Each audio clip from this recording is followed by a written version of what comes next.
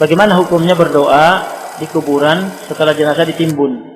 Allahumma ighfir lahu, Allahumma sabit. Nah, ini sabit dari Nabi SAW.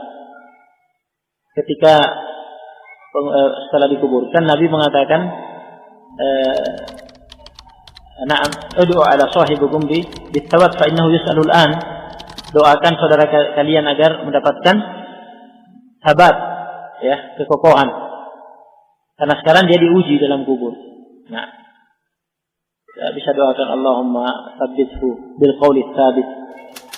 Nah, bagaimana dengan doa yang lain semacam Al-Fatihah? Nah, di antara bid'ah Al-Fatihah yang semarak dilakukan oleh kaum muslimin, mengirim bacaan Al-Fatihah.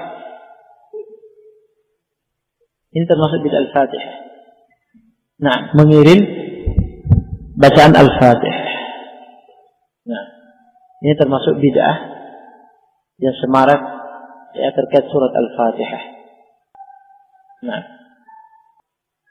jadi didoakan saja seperti yang disebutkan tadi. Allahumma ighfir lahu, Allahumma sabbithu bil qawli tsabit. Nah,